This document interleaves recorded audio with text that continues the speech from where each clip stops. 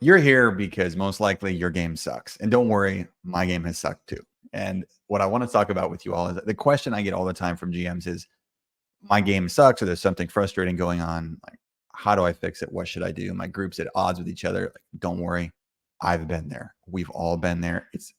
It's my fault when this happens in my group. It may be your fault when it happens in your group, but it's okay. Like, there's some ways to fix that. It might be your group's fault. We can talk about that too. But this video is going to go through some concrete suggestions that can help resolve tension or help you set your games up so you can have more success. We'll get right into it. If you don't know who I am, my name's Adam Scott. I'm the head designer of RPG Club. We've run thousands of professional games, and links in the bio if you care more about all the professional stuff that we do. So the most important thing from my point of view that I can do when I'm setting up a game, whether it's with friends, whether it's in the thousands of professional sessions I've run for players, session 0, setting your expectations with everybody up front, getting everything out on the table in terms of what games or game style your players and friends are looking for. Because you have a type of game you're probably looking to run.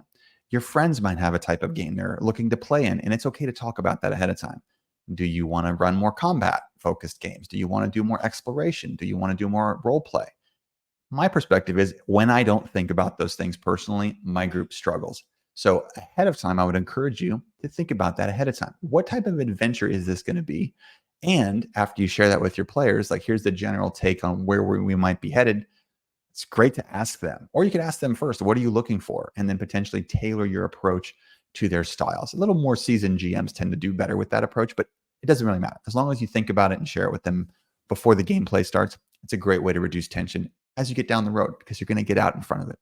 Also, your players may have a certain thing that they want to do, and there might be somebody else who has a certain thing they want to do, and they might be very different. Somebody might want to just go from combat encounter to combat encounter. Another person might want to have tons of NPC dialogue where they just talk, and role play the whole time. I have found in my games, as long as everybody knows that that's the different approaches of players ahead of time, it actually lowers the tension level when we do get into the experience of playing, and players can understand, oh, this is how they want to work together, and these are the different types of experiences people are looking to have. So it just helps set expectations.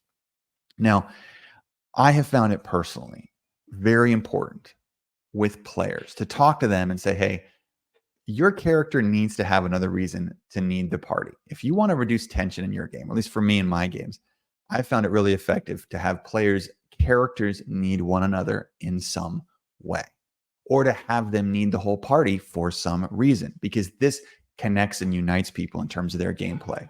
Without that uniting force, that reason to be together, that reason to help each other, it turns into kind of lone wolf syndrome, where players start moving into different types of I'm playing my own story and these other characters are in the way. I actually don't allow that at my table. Yes, characters can have more individualized stories as well as a group story, but I found that the lone wolf style character who doesn't know the other players, who doesn't need them, who wants to do their own thing, that's actually not really a good fit for most players in my experience. So consider that when you're talking to your friends at your home game, getting a game ready for your family, setting things up so that everyone has a reason to need one another. Now, as we look deeper into this, I personally feel it's really important for me to be in charge when I'm running games. And I don't mean you boss everyone around or I boss everyone around. It means when an experience is happening, there's a flow to it. When we're role playing together, there's like an encounter that's coming up, or maybe a bio break, or I need to be able to read the room and see if there's some people that are getting frustrated with one another in the game. Like maybe the ranger is upset with the rogue for doing something, and I need to key in on that. And I need to be able to say, wait a sec, let's check in. Let's take a quick snack break, and then I can check in with both of those players. So being able to facilitate and manage the people as well as the characters by being a leader in that context, I found has really helped me in terms of how I run my games. Now, this next one, I don't have an easy answer for this. I don't have like an easy solution. There's a lot of people that have a lot of different perspectives about things in the world, and it's so true in role-playing games. So there's very often people that disagree about things in real life, and when we're playing together at a role-playing game table, sometimes those disagreements can kind of creep into gameplay. Personally, I have found it very helpful for my games and for the GMs that I know who are successful to focus as much on character and storyline development as possible when we're role playing together.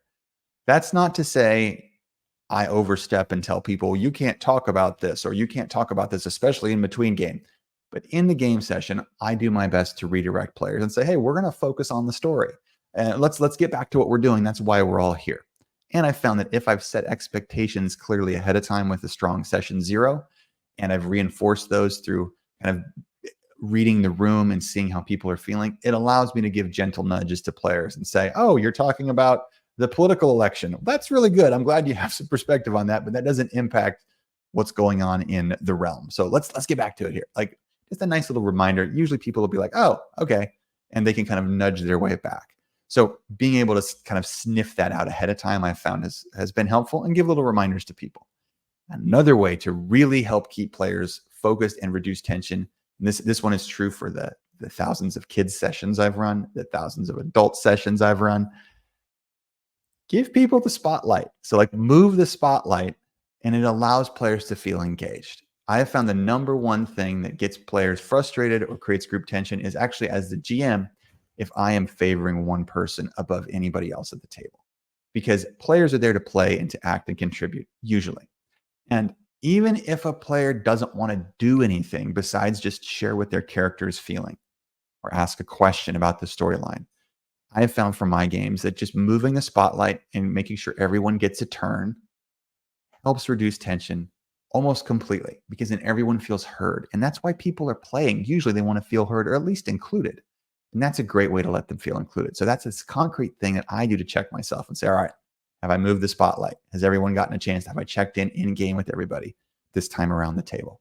And I do my best to stick to it. Now, sometimes there will be plot moments where one character is kind of unpacking a storyline arc or some type of backstory. It's okay to be able to sit with that for a minute and give them a chance, but then do the same courtesy for other players. So now, other things I want us to think about, especially when you're trying to eliminate tension or make sure people can connect. It's okay as a GM to take a break. It's okay as a GM to say, you know what, maybe we need to let's take a week off, because then that could give you a chance to check in with people privately. This role that we have as GMs, I find it's very much a leadership role. And yes, there's a game we have to manage when we run a gameplay session, but there's also people that we are serving through this process. And by being able to check in with them between sessions and see how they're feeling really makes a big difference. You would be amazed at the things people are willing to share. I mean, you may know this. People are very willing to share things with me about my style of GMing, the other players in the game, the story arc, privately. And that allows me, when I check in with them between sessions, to say, well, how are you feeling? What's going on? They may express some frustration that was causing in-game tension, but because we can address it behind the scenes, we might actually be able to come to a resolution, or maybe I can adjust something, or we can figure out how to resolve it in game so that they're not frustrated. Because I see so many players who are just like, this experience is so frustrating. I want to enjoy D&D, but it's frustrating. The reason I have seen is that it's frustrating for people because it is a game of personalities. And when, as a GM, we take on leadership roles to help support and manage those personalities by giving them each the ability to contribute in game, can really make a huge difference. So the other thing that I find is important, it's important to be able to tell players if they come to you and say, this is not a good fit for me, or you recognize that a player may not be a good fit for your game. This is a hard thing to do, but I find it personally okay for the long-term benefit of the group to say, you know what, I think you're an awesome person. I just don't know if the game I'm going to run is going to be a good fit for how you want to approach things. And so I think I might need to help you find a different game, or maybe we try a different campaign style in the future, because there could be fundamental challenges related to having someone who wants a nonstop dungeon grind with someone who only wants to role play the whole time. And if, as a GM, in your common sense, you identify that up front, it's better to be upfront about it with people so that those people who do have the experience can have a positive experience. Now, I know the players and GMs don't do this because often they feel like they have no other option or no other way to play.